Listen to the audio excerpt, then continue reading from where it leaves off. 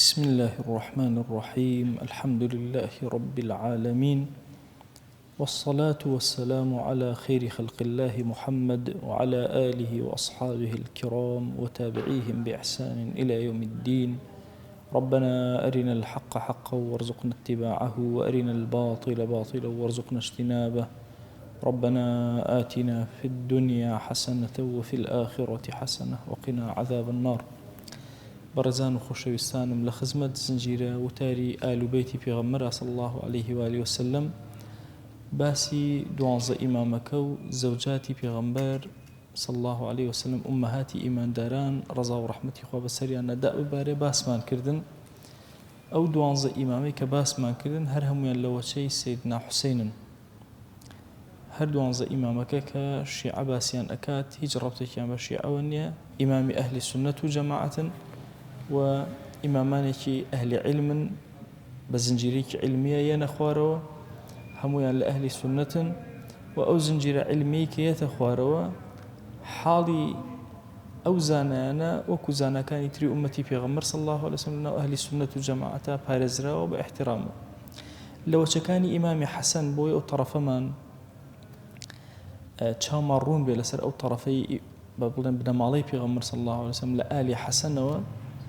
ديار حسن كري إمام علي يكيك لو كسانيك كان كثير النكاح والطلاق يكيك لو كسانيك هم جني زور خواستو هم طلاقشي زور داو. إمام الذهبي أفرمي قلما كان يفارقه 4 ضرائر كم كات هبوة لحياة عمري خويا كتشوار خزاني نبي يتر أم خزانانا أواني كطلاق داو داني كتري حتما هنا. حتى إمام الذهبي نقلك أفرمي للرجل كان سيد لدرجنا كان يخوي طلاق دا وسيد أنا يتري هنا. إمام علي جاري كان لسر خطبة بأهل كوفة وديا أهل كوفة لا تزوجوا الحسن فإنه مطلاق جن مدن بحسن شو كمطلاق طلاق زور أخوة طلاق يعني أدا. أفرمي بيا لأهل كوفة الصايوة وتي والله لنزوجنه قسم أخوة إمام هر خزاني هر أدينيا خذ ما نومك فما رضي أمسك وما كره طلق. فرمي هاو من هر خزاني هر أدينيا بهي هشكز دواك هر أيدينيا أو إيك بير رازي وبابيه الله تو بير رازي وبطلاقي با. ابن كثير قصيك أكازور عظيمة فرمي كان مطلاقا مصطاقا. طبعا مسألة صداق ماري أفرد زور قرنجل شريعته بيغمري خاص الله عليه وسلم یەکێک لەو بابەتانەی کە تەرکیزی لەسەر داناوە بریتێ لە مارەی کە پیاوەکان بە سەهلی مارەیەکان تەسلیم بە ئافرەتەکان کەن زوڵمیان لێ نەکەن لە کاتی جیابوونەوە ئەوانە یان خوا جەل جەلالەهو لە قورئانە فەرمێ ئەو تەسریح بإحسان جیابوونەوە چۆن نیکاح بە ئیحسانە تەسریح و جیابوونەوە تەلاقیش هەر بە ئیحسانە بۆ ئینسان ئەگەر ئافرەتێکی تەلاقدا ئەگەر مارەیەکەی شتێبوو زیاتر لەوەی بداتێ ئەمە صفەتێکی حەسەنیە. أفرمي إمام حسن قل ما يشق لو أفرتانك طلاقي أداء أو ندي شد أداء حتى آخر عمري بخور دا بشي أكرت. بوي إمام حسن يشق لوانك كثير المطلاقي آية شن خزاني هنا وزورق للرواية كان ألن حفتا خزاني هنا وطلاقي داون. وابن أبي الحديد أفرمي إن عدد أزواجه زوجاته أكبر من ذلك. أفرمي لو قورتره ئەوانەی کە مەشهورن لە خێزانەکان کە لەگەڵ یا فترەیەکی زۆرتر ماونەتەوە خەولەی کچی مەنظورە، جەعدەی کوڕی کچی ئەشعەثە، عائیشەی خەیثەمیە، عائیشەی خەثعەمیە، ئیسحاقی کچی طەلحەیە، بەشیرە، کەلثومە، هندە، عەبدوڵڵایە وهكذا. چەند مناڵی هەبووە سەیدنا حەسەن. طبعا سەیدنا حەسەن ئیمامی ذەهەبی ئەفەرمێ 12 کوڕی هەبووە. إمام فخري الرازي أفرمينا سيانزا كريها ولا قال ششكته كركان زورن حسن زيد طلحة قاسمة أبو بكر عبد الله عمرو حسين محمد أكبر وأصغر جعفر حمزة عبد الرحمن يعقوب إسماعيل كشكان فاطمة الحسن الحسين عبد الله سلمة رقية. أويك جرنجا لقال إمام حسين أبو بكر كري حسن شهيد هو لقال إمام حسين ذكرنا كريلا بهي الشوازك يكيق لك ركان إمام حسن نبي أبو بكر لقال إمام حسين الشهيد به. إمام حسن لهمو أم مناڵانە کە هەیەی ئەم کوڕانە تەنها دوو کوڕیان وەچیان هەیە. کوڕێکی هەیە بە ناوی حەسەن، پێوتێ الحەسەن المثنى، چونکە خۆی ناوی حەسەن و باوکیش ناوی حەسەن، پێ حەسەن المثنى. ئەو وەچەی هەیە لەگەڵ زەید بن الحەسەن، تەنها حەسەن، تەنها ئەم دوانە وەچەیان هەیە، ئیتر وەچەیان نی. ئەم دوانەش هەردووکیان، ئەم دوو کوڕەی ئیمام کە وەچەیان هەیە لە سەرەتای کاریانەوە وەچەکان علمی نین، زۆرتر سیاسین، لە ململانەی سیاسی زۆر تووشی گرفت هاتوون. ئەگەر چی حەسەن المثنى زۆر هەوڵی دایەوە خۆشی و عائیلەکەشی پارێزراو کات، چونکە الحەسەن المثنى حەسەنی دووەم لەگەڵ ئیمامی حوسێنە بریندار ئەبێ، دواتر خزمەکانی با بڵێن تەڕەفی دایکی کە لە ئەولادی خەولەیە، خەولەی کچی مەنظوور، فریا ئەکەون و ڕزگاری ئەکەن. حەسەنی مثنى لە ئال بەیتی ئیمامی حەسەن، طبعا کوڕێکی هەیە ئەویش ناوی حەسەنە، پێوتێ الحەسەن المثلث، حەسەنی با بڵێن سیبتمان هەیە، حەسەنی مثنامان هەیە، حەسەنی مثلثمان هەیە، هەرسێکیان بڵێن کوڕ و باوک و باپیر هەر ناویان حەسەن. طبعا حەسەنی مثنى لە ساڵی 37 لە مەدینەی پیرۆز لەدایک بووە، لە دوای وەقعی جەمەلەوە، لە جەنگی جەمەلەوە لەدایک بووە، دایکی ناوی خەولەیە، کۆمەڵی خێزانی هەبووە، دیارترین لە خێزانەکان فاتیمەی کچی ئیمامی حوسێن.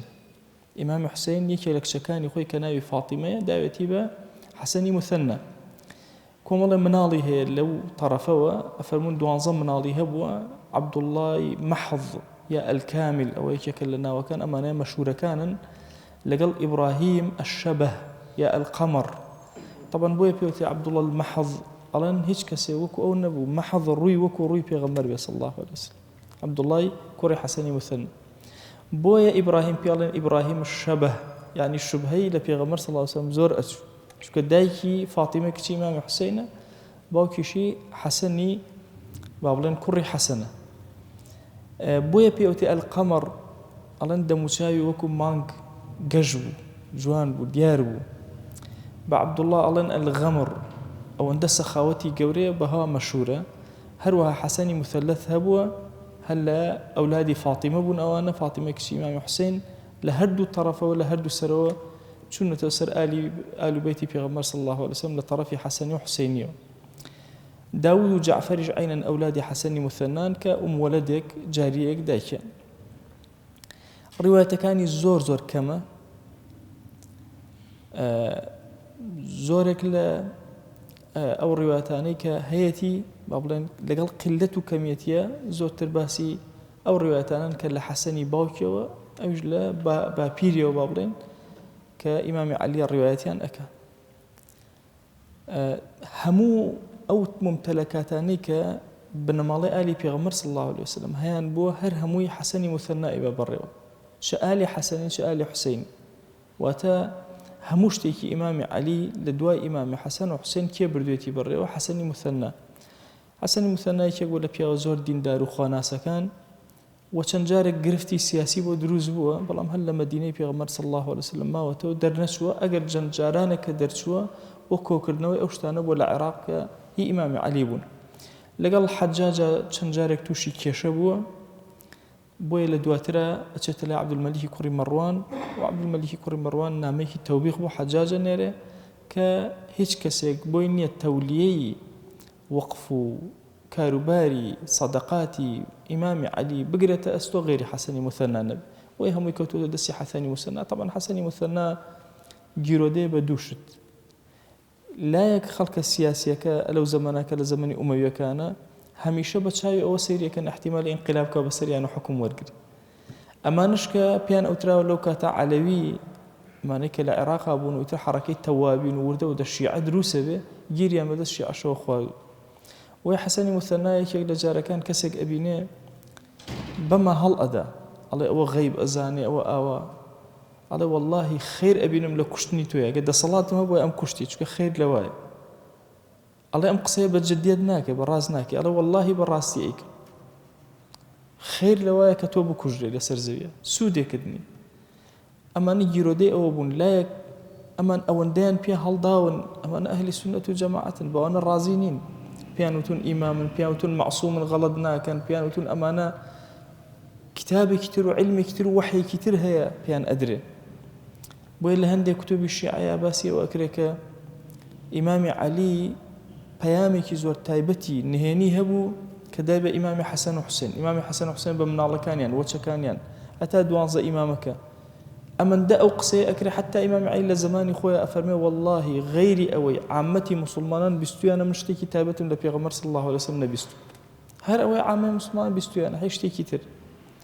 بەڵام شیعە لەبەرەوەی ئیمانی بە توقیە هەیە ئەڵێ ئیمامی عەلی توقیە کردووە سەحیفەیەکی تایبەت هەیە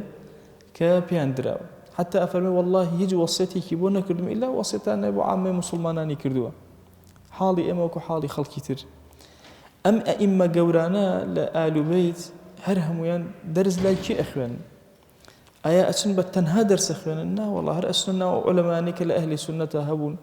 هم ويان أسن أيو درس دروس فير أبن حتى إمام حسن وحسين زورك للروايات وعلمكيان لكيو آية لخدي إمام علي ويا يلا الصحابة الكرام تروى الصحابة الكرام تروى حسني مثنى طبعا لصالي السيوحوتا لدايق بوا زوريني الرواية كان واشتكان كوري قرتوا لابن عباس سودي ورقرتوا رضي الله تعالى عنه لصالي بنجاي كوتشي وفاتي كردو زيدي كري حسن لطرفي دوشكوتم تنها إمام حسن دو كري هي وشان حسني مثنى لقل زيدي كري حسن زيدي كري حسن طبعا لزمن عمر كري عبد العزيز قرف الدروز بو لسر أويك حتى صدقاتي في غمر صلى الله عليه وسلم بكيه بدره كان مانجك زيد منع كره عمر كري عبد العزيز نامي كنار فرمي إن زيد بن الحسن شريف بني هاشم يكل جوركاني بنو هاشم طبعا وشيء شريف لزمني عمر كري عبد العزيز وتدسي بيكل أي وترى النسب الشريف ما شاء العائلات الشريفة وشيء شريف زور تربو السيد بن مالي بيغمر صلى الله عليه وسلم بكاره هنرا أفرمي فأدوا إليه صدقات رسول الله صلى الله عليه وسلم صدقات خمسكاني بيغمر صلى الله عليه وسلم بدن بزيد زيد لبني هاشم نوت صال طبعا زيد جياوة حتى صالي سطويستي كوتشي جياوة إن جا وفاتي طبعا لسيلة دايق بوا حتى وكو صالي سطوبيست جياوة نوت صال عمري كردوا شوار لكركاني محمد ويحيى وحسين وحسن كحسني كوري لهميان ديارترينا حسني كوري الزيدي كوري إمام حسن بيوتراو حسن الأمير لهندي الكتابة كان أخواننا حسن بن زيد الأمير طبعا لقل عباس كان بيوانديكي زور تندو طولي هبو شكو أنا كرمامي يكتر أكن وحتى كتشي خوي حسن أداب خليفية كمي عباسية كان أم كلثوم كشي شو كردوبا خليفة كمي عباسية كان أبو جعفر منصور كري خليفة كما ولا خليفة دومي عباسية كان كردي بأمير بسر مدينة بين صال أمير مدينة طبعا لو بين صالة كاري زوزو قوري كردوا حسن كري زيد بويا الحسن الأمير مشهورة بلام أو بروجي كدسي بيكا وتشاكسازي فريانا كوي أبو جعفر منصور أكيوتا قمان لي بوي قرار أدا هم عزلي أكا لأميري لدوي بين صالكا هميش هرشي كلو بلتي داجير أكري وأكريت السجن هتاوكو زمني مهدي لزمني مهدية يتدرو كلو بلوشتكاني أدريتوا ولبغداد نشتجئ به لقال مهدية يكيق لجاركانا مهدي كأيوب شيبو حج خوي همو أو جماوراني كالقال يان أسن برو حج للريا زور تونيان أبي أبنا دوبش بشي كان لحاجك أقرينا ولن بخوا أخن كين لمريا مهدي خليفة وزوري كتير أقرينا يشيق لوانيك على من هر إدامة أدم ممسفر مقرون بريتي لا حسني كوري زيد الأمير أفرمكاتك جيشتا وناو مدينة أو اندهي لاقوب وماندوب بزور حاجك يفكرا لدوا حاجك وردو دا نخوشك ووفاتك طبعا همو أمانك أرزم كردن وفاتك الشيعة عليه همو بزهر وفات كراون أم بياوة عظيمة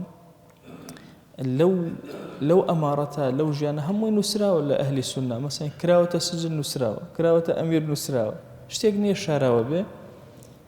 بلام لهمو مصادر كان أقد قد دابه حتى حسني مثنى حسني سبط كشزاي بيغمر صلى الله عليه وسلم حسني مثلث همو يعني زيد همو يعني ألين أمانة دەرمان خوارد کراون. زەید لە 90 ساڵیە وەفاتی کرد و ئەڵێن دەرمان خوارد کرا وەفاتی کرد. لە دوای ئەمە کە وەفاتەکە هەر لە مەدینە لە نێوان مەکە و مەدینە لەوێ وەفاتەکە دواتر لە مەدینە لە بەقیع ئەنێژرێ و ئێستش گۆڕەکەی لە بەقیع. مناڵی زۆرن: قاسم، محەممەد، کەلثوم، عەلی، ئیبراهیم، زەید، عیسا، ئیسماعیل،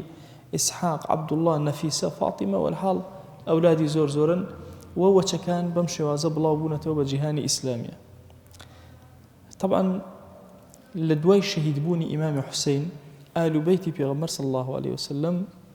هەمیشە لە ئیجتیهاد و زەحمەتیا بوون، هەمیشە چاودێری کراون. لای خۆمان لە کوردەواری خۆمانە ئەڵێن سەیدەکان کاتێک هاتوونەتە کوردستان زەمەنی سەید قڕان بووە، بەس ئەو بابەتە زۆر دەقیق نییە. ئال و بەیتی پێغەمبەر صلی الله عليه وسلم لەبەرەوەی دائیمە چاویان لەسەر بووە، هەر خۆیان بۆ خۆیان هەر ئەو کەسیان کە تۆزە بروزی کردو محاوەلەی کردو دوورکەوێتەوە. بۆیە مەسەن لە میسرە خەڵکێکی زۆر هەیە، لە شامە هەیە، لە کوردستانە هەیە، لە بیلادی فرس و ڕۆما هەیە، لە هەموو شوێنەکە لە تورکیایە لە جیهانی ئیسلامیە ئەولادەکانی پێغەمبەر صلی الله عليه وسلم بڵاو بوونەتەوە. تقریرێکی ئەزهەر هەیە 10 ساڵێک لەمەوە پێش مەزەندەی کردووە بەپێی ئەو سەرژمێرەی کە کردوێتی لە جیهانی ئیسلامیە بەپێی ئەو نەسەبانەی، چونکە علمی نەسەب علمێکی تایبەتە. ئەڵێ ئال و بەیتی پێغەمبەر صلی الله عليه وسلم ئێستا لە جیهانە نزیکەی 25 ملیۆن کەسە، 25 ملیۆن کەس. ئەزان پێغەمبەری خوا صلی الله عليه و آله وسلم کاتێک کە پێی ئەڵێن دوا بڕاو کەس بە دوایەوە نییە، وەچەی نییە، چەند غەم ئەخوا، خوا جل جلاله کە ئەفەرمێ ئینا ئەعطەیناکە الکەوثەر. طبعا تەسەور کە ئێستا مەلیکی با بڵێن سین ئادەی وەچەکانی کوان و چەند کەسیان ماوە. مەسەن لە جیهانە ئەم مەلیکە گەورە کەس نەماوە، ئادەی قوڕیش وەچەکانی ترمان بۆ دەربێن بزانن کوا، وەچەی ئەبوجەهل ئادەی چیان ماوە، کێ ماوە، نەسەبەکەیان کووە، بەس نەسەبی شەریفەکە ماوە. بۆیە لە هەموو جیهانە خەڵک زۆرە خۆی هەڵواسیوە بەوەی کە بڵێن نەسەبم هی ئەوە، بەڵام هەمووی جەداویل هەیە، هەمووی سەنەد هەیە، سەنەدەکان سیر ئەکرێتەوە. ئەگەر ثابت بێ سەنەدی ئەم کەسە چۆتە سەر پێغەمبەر صلی الله عليه وسلم جێگەی احترام و تەقدیرە لە هەر شوێنێکی جیهانە بێ و لە هەر جێگایەکە هەبێ. بۆیە چ وەچەی حەسەنیەکان چ وەچەی حوسەینیەکان زانا و دانای زۆر گەورەیان تیا هەڵکەوت. بە نمونە شێخی گەیلانی حەسەنیە لە وەچەی ئیمامی حەسەن، بۆیە ئەفەرمێ ئەنا ولیدت من الحەسەن مرتين، لە طرفی دایکمەوە هەر حەسەنیم، لە طرفی باوکمەوە هەر حەسەنیم. ئیمامی شافعی مەسەلەن حوسەینیە رضي الله تعالى عنه کە لە غەزە لەدایک بووە، کەچی لە ئال و بەیتی پێغەمبەر صلی الله عليه وسلم. بۆیە جیهانی ئیسلامی پڕ لە وەچەکانی پێغەمبەر صلی الله عليه وسلم. جیهان هەمووی هەوڵی ئەوەی داوە کە باشە ئەبتەریەت بۆ پێغەمبەر صلی الله عليه وسلم تەسبیت کە، بەڵام خوا جەل جەلاله قەراری داوە کە کەوثەریەتی بداتی. بۆیە وەچەکانی پێغەمبەر صلی الله عليه وسلم لە جیهانە زۆرن. ئەمڕۆ حەزم کرد ئەم بەشەمان ئاگا لێبێ کە ئیمامی حەسەن لەگەڵ ئەوە ئەو هەموو خێزانە زۆرەی هەبووە لە وەچەکانە، لە کوڕەکانە تەنها 2 کوڕی وەچەیان هەیە کە ئەویشیان بریتیە لە حەسەنی دووهەم، حەسەن المثنى، لەگەڵ زەیدی کوڕی حەسەنە، و لەوێ وردە وردە وەچەکان یەنە خوارەوە. واتە لە وەچەی ئیمامی حوسەینەوە تەرەفێک یەتە خوارەوە، لە وەچەی ئیمامی حەسەنیشەوە تەرەفێک یەنە خوارەوە. لە هەردووکیانە عالم و زانا و دانای گەورە هەڵکەوتووە. ئەهلی سنەت و جەماعەت هەموویانی قبول بووە و احتراماتی تایبەتی بۆ ئەهلی ئال و بەیتی پێغەمبەر صلی الله عليه و آله وسلم داناوە. ئەمەش بەشێکە لە عەقیدەمان، بەشێکە لە فکرمان، و نییە ئێمە مەسەلەن جۆرێک لە جۆرەکان بێ ئەدەبیمان هەیە بەرامبەر بە ئال و بەیت ئەبەدەن. ئەوەی ئەهلی سنەت و جەماعەت بێ ئەهلی حوبە، ئەهلی دڵە، ڕق لە دڵیان نییە، یەک پێغەمبەر نییە ئەم ڕقی لێبێ، یەک سەحابە نییە ئەم ڕقی لێبێ، یەک کەس نییە لە ئال و بەیتی پێغەمبەر صلی الله عليه وسلم ئەم ڕقی لێبێ، یەک کەس نییە لە عولەما ڕقی لێبێ، یەک کەس نییە لە ئەولیا ڕقی لێبێ ئەبەدەن. ئەهلی سنەت و جەماعەت ئەهلی حوب و ئەهلی دڵن، ئەهلی خۆشەویستین. داوا ئەکەین لە ذاتی پاکی پەروەردگار یا ربی خوایە دڵمان پڕکە و منەوەرکە بە نووری حبی ئال و بەیتی پێغەمبەر صلی الله عليه وسلم. یا ربی خوایە دڵمان منەوەرکە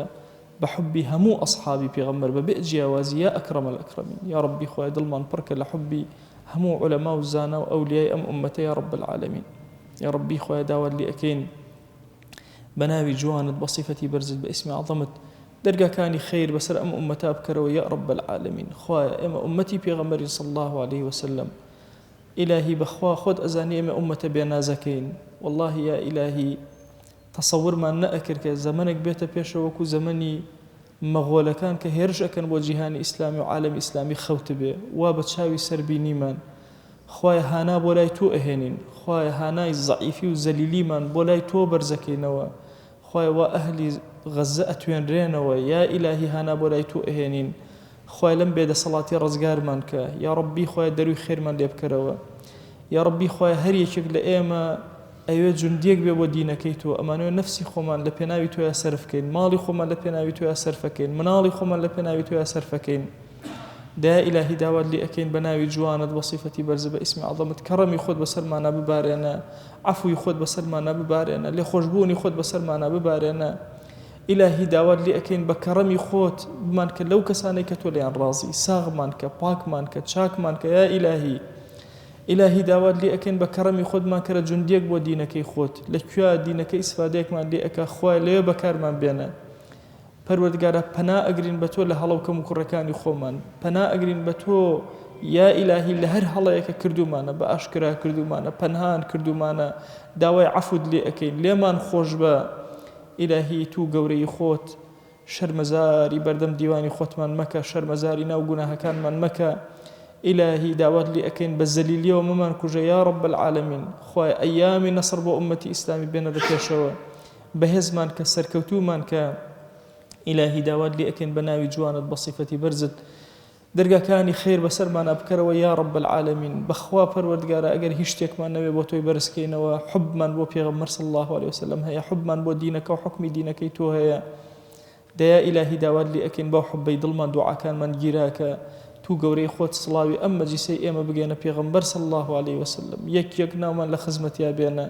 باسمان کە لە حوزوریە ئیشتیاقی دڵی ئێمەی پێ بگەێنە پەروەردگارە داوات لێ ئەکەین بە کەڕەمی خۆت و ڕەحمەتی خۆت یا ئیلاهی لە ئومەتی پێغەمبەر صلی الله عليه وسلم قبولمان کە بە شوێن کەوتەی ئەو وەرمان گرە لەژێر سێبەری ئاڵای ئەوە حەشرمان کە بە ئەندامێکی بچووکی ئەم ئومەتەی ئەو قبولمان کە ئیلاهی داوات لێ ئەکەین بە کەڕەمی خۆت و ڕەحمەتی خۆت أم عبداتياني كأيكين وبوتوي برزكين ولمن قبولك يا ربي خوايا أجر شيء شرمكن باسي نجمان كن باسي الرجومان كن باسي قرآن خندن مان كن باسي طاعت مان كن إلهي شرم أكن باسي ذكر مان كن بلان پروردگارا بخوا أزانين كتوزور برحمي أزانين تو رحماني تو رحيمي كرتشوكالي عبد كانت قبول أكي بم بكالكيو ورمان أجري بويا هاوار بولاي تو أهنين يا إلهي داوات لي أكين تراويح كان من قبولك داوات لي أكين نيوجا كان من لي ورقر الرجوع كان من لي قبولك ذكر أوراد من قبولك قرآن خيرنا كان من لي قبولك يا إلهي داوات لي أكين درس دورة كان من لي قبولك إخلاص من بيعطاك تو قولي إخوة يا أكرم الأكرمين يا ربي خويا مشغلتي دنيا لذهن مانا مهي الله رومان كرخوت يا أكرم الأكرمين دين داري لدلمانا شيرين كخوانا سيد نخمانا نازدار ك إلهي داوات لي أكين بكرمي خوت وبرحمتي خوت هيبته حياة وحرمة منو بارزة يا رب العالمين بخوا پروردگارا شرم لخو ما نكين وكاتين نوجكين وسلام أدينا خويا تو خود شاهدي شرم لبي آقاي خو ما نكين وشرم لخيالي خو ما نكين وشرم لغفلتي خو ما نكين بلان پروردگارا أزانين كتو زور برحمي بويا جرأت أكين دعاب كين بويا جرأت أكين بين حضوري تو بويا جرأت أكين سناء كين لحضوري تو يا دايا إلهي داوات لي أكين قبولي شي زور قورة من بدر يا رب العالمين تو قوري خود خوايا لم زمنا كبيكسين كبيسرين كاختلاف لبين مانايا كدل من برا لمن دويتي كدل من برا للزحمت ببراكان من لهمو جيهانا كعزيد أدرين إلهي داوات لي أكين أم طاعتك رجوكالانا من لقبولك درقا كاني خير بسر مانا بكرا وعفوي خود بسر مانا ببارينا لمن خوش بيا أكرم الأكرمين تو قوري خود لمن خوش بيا رب العالمين يا ربي خوايا هاوار بولاي تو أهنين بقوري خود وكرمي خود قبولك زور قورة من بدر يا رب العالمين يا ربي خوايا لد أبارين ولد ألالين ولمن راضي بخوايا لمن راضي خوايا رضا من دي خود لم دنيا بسر مانا ببارينا لا أسمانا كان بسر مانا ببارينا لبهشتا لجر رزواني خوتا جيغمان كروا يا أكرم الأكرمين خوای لگونه هدایت و باکمان ببوره اوانی کماون اوانی کنماون وفاتیان کرد و خوای داوات لي أكين لگونهیان ببوره تو گوری خود خوای او دایکو باکانی وفاتیان کرد و تو گوری خود خوای گورکانیان پرکل النور يا أكرم الأكرمين إلهي لە براو خوشەکانمان ببوورە، لە خزم و کەسوکارمان ببوورە، لە مامۆسا و قوتابیمان ببوورە، لە خێزان و هاوسەر و مناڵ و وەچەمان تا ڕۆژی قیامەت ببوورە. خوای لە گوناهی ئومەتی پێغەمبەر صلی الله علیه وسلم ببوورە، خوای لە گوناهی مردوەکانی ئومەتی پێغەمبەر ببوورە، تایبەت مردووە بێنازەکان یا ئیلاهی ئێستا هەمووان لە گۆڕەکانە ئینتیزاری دوعایەکی مسلمانان ئەکەن، یا ئیلاهی داوات لێ ئەکەین لێیان خۆش بە. ئەم مانگی ڕەمەزانە بکەرە مانگی مەغفرەت بۆ هەموو ئومەتی پێغەمبەر صلی الله علیه وسلم. ئیلاهی ئەگەر هیچمان نەبێ بەرزیکەینەوە، خۆ غەمی دڵمان بۆ مسلمانان هەیە کە بۆت بەرز ئەکەینەوە، خوایە بەو غەمەی دڵمان داوات لێ ئەکەین دوعاکانمان گیرا بکە. خوایە بە مووی سپی ڕیسپیەکان هاوار بۆ لای تۆ ئەهێنین، داوات لێ ئەکەین خوایە دوعاکانمان گیراکە، بە تەوبەی گەنجەکانمان داوات لێ ئەکەین دوعامان گیراکە.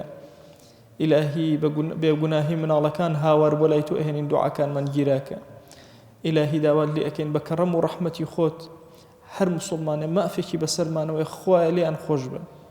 خوایە هەر مسلمانێ غەیبەتی کردوین تو گەورەی خۆت لێ خۆش بە، هەر مسلمانێ ڕقی لێمان بۆ خوایە لێ خۆش بە. خوای غیبەتی هەر مسلمانێکمان کردو خەجاڵەتی بووین، خوایە تۆ داوات لێ ئەکەین بە گەورەی خۆت لێ خۆش بە. ڕق لە دڵمانە بەرامبەر بە هەر مسلمانێ دروست بووە خەجاڵەتی بووین، یا ئیلاهی داوات لێ ئەکەین لێ خۆش بە. خوایە هەر مسلمانێ مافێکی بەسەرمانەوە تۆ لێ خۆش بە، مافمان بەسەر هەر مسلمانێکەوە خوای هەمویان ئازاد بن، یا ئیلاهی لە هەمویان خۆش بە یا رب العالمین. ئیلاهی داوات لێ ئەکەین بە کەڕەمی خۆت غیبەت لە نێوان مسلمانانە مەهێڵە، دڵمان یەکخە، بغض و کینە لە بینمانە مەهێڵە، یەک جەستەمان کە، یەک دڵمان کە. بەخوا پەروەردگارە خەجاڵەت بووین ئەوەندە غیبەتمان بەرز کردەوە لەم زەمەنە، تو گەورەی خۆت لێمان خۆش بە یا رب العالمین، تو گەورەی خۆت عەفومان کە یا رب العالمین. خوای دڵی عەبدەکان هەر هەمووی لە نێوان دوو پەنجەی تۆیە، یا ئیلاهی هاوار بۆ لای تۆ ئەهێنین، دڵەکانمان بگۆڕە بەرەو چاک، یا ئیلاهی دڵەکانمان دامەزراوکە، یا ئیلاهی دڵەکانمان دامەزراوکە. تو گەورەی خۆت بەم دینەوە بمان ژێنە، ئیلاهی بەم دینەوە بمان ژێنە، بەم دینەوە بمان مرێنە. ئیلاهی لەحظەیە لە ژیانمان نەبێت لە دینەکە دوورمان خەیتەوە یا رب العالمین. پەروەردگارە ئەگەر چی ئێمە کەڵکی دینداری و خواناسیمان نەبوو، تۆ خوایەکی زۆر بەڕەحم و معبودێکی زۆر گەورە، یا ئیلاهی داوات لێ ئەکەین بە کەڕەمی خۆت ئەگەر چی ئێمە کەڵکیشمان نەبوو تۆ بە عەبدی خۆت قبوڵمان کە، تۆ بە عیبادی خۆت قبوڵمان کە. ئیلاهی ئەگەر چی ئێمە شایەنی ئەوە نەبووین لە حزوری تۆیە بوەستین، دڵمان لە شوێنێکی تر بوو، خوایە تۆ دڵمان ڕووبکەرە خۆت یا ئەکرەم الئەکرەمین. ئیلاهی ڕێکمان کەرەوە بۆ خۆت، بەکارمان بێنە بۆ دینەکەت. ئیلاهی داوات لێ ئەکەین بە ناوی جوانت بە صیفەتی بەرزت بە کەڕەمی خۆت و بە ڕەحمەتی خۆت ئەم عەبدانت بکەرە عەبدانێک کە تۆ لێیان ڕازی ئەبی. خوایە چۆن موسات بۆ خۆت خەلق کرد و دروست کرد و سنعەت کرد، خوایە ئەم عەبدە گوناهبارانەش بۆ خۆت سنعەت کە یا رب العالمین. ئیلاهی داوات لێ ئەکەین بە کەڕەمی خۆت و بە ڕەحمەتی خۆت وەرمان گرە لای خۆت، دروستمان کە بۆ خۆت. ئیلاهی لە زەلکاوی گوناه دەرمان بێنە، بەرەو لای خۆت بمان بە، لە تەقسیرەکانمان ببوورە. ئیلاهی کەم تەرخەویمان زۆرە، زیادە ڕەویمان زۆرە، تەجاوزاتمان زۆرە، بەڵام هەر هەمووی بە ڕەحمەتی تۆیە ئەنازین یا ئیلاهی. بەخوا پەروەردگارە لەو کاتانەی کە گوناهمان ئەکرد عینادیمان لەگەڵ تۆیان نەئەکرد، ئەمان زانی لێمان خۆشەبی، چاومان لە ڕەحمەتت بوو، ئەمان زانی تۆ بە بەزەی بینەوە بەردەمت تۆ عەفومانەکەی، بۆیە زیادە ڕەویمان کرد، دەلێمان خۆش بە یا ئەکرەم الئەکرەمین، عەفومان کە یا رب العالمین. خوای ئەم مانگی ڕەمەزانە بکەرە باشترین مانگەکانمان، ئەم ساڵی کە بەسەرمانە دێ یا ئیلاهی بیکەرە ساڵی تاعەت و خواناسیمان، بیکەرە ساڵی نەسرەتی دینەکەت یا رب العالمین. یا ئیلاهی داوات لێ ئەکەین ئەومان بێ حاڵ و ماڵە ماڵداری کە، ئەومان بێ مناڵە مناڵی پێعەتاکە، ئەومان بە مناڵە مناڵی ساڵح کە. ئیلاهی مناڵەکانی ئومەتی پێغەمبەر صلی الله علیه وسلم ساڵح کە، تو گەورەی خۆت سەرپەرشتی مناڵەکانمان کە. بەخوا پەروەردگارە لەم زەمەنە ئێمە ناتوانین پەروەردەی مناڵی خۆشمان بکەین، یا ئیلاهی هەمویان ئەدەینە دەستی تۆ. ئەی ئەو کەسەی سپاردە زایە ناکەی وا ئەولادی ئومەتی پێغەمبەرمان صلی الله علیه وسلم سپاردەی تۆ کرد. خوایە ئەم جیلەی کە دێتە پێشەوە بیانکەرە جیلێکی زۆر باش بۆ خۆت، بەکاریان بێنە بۆ دینەکەت، بەکاریان بێنە بۆ خزمەتی دینەکەت، لە فەساد و خراپەکاری دووریان خەکەین، ئەومان نەخۆشە شیفای بۆ بنێرە. تو گەورەی خۆت ئەومان قەرزارە قەری سەرشانی سووکە. ئیلاهی داوات لێ ئەکەین ئەومان کەم ڕزقە ڕسی حەڵاڵی زیاد کە، ئەومان کەم بەرەکەتە بەرەکەتداری کە، هەر نەخۆشی هەمانە ئەیزانین نایزانین، خوایە تۆ شیفامان بۆ بنێرە. إلهي تو شفاء من بو بنيرة پروردگارا داوات لي أكين جيان من پركة لبركات شار من پركة لبركات ولات من پركة لبركات أم آرامي ورحمتك بيد داوين خواه لمن مقرر بهوي أصيان من لبرنا شكري من خواه لمن مقرر بخوا پروردگارا كأچين سر سفركان من شرم أكين خواه أنواع نعمت بأيما بخشيوه تو قوري خود خواه نعمتك من اللي مقرر إلهي داوات لي أكين برحمتي خوت وبزي خوت وكرمي خوت نعمتي زورت بيداوين تا أخير عمر لقل ما نبيه لروا خواه تشاوى كان من وبه لروا تا أخير عمر جو كان من وبه لروا تا أخير عمر بنايو بساي من يا إلهي وبه لروا تو قوري خوت خواه بمن جرى لو عبداني لآخر عمر يانا إلهي ذكر يادي تولياتنا كان پروردگارا ممن جرى آخر عمر وأرذل عمر كانتوان طاعتي توكن خواه قد روجك نهيني بسرمانا توشي بلاو نخوشيك من نكي كنتوان السجدة بوتوبرين نتوان الركوع بوتوبرين نتوان لحضوري تويا قيام من هبه بوستين إلهي داود لي أكان روجة مهينة بسرمانا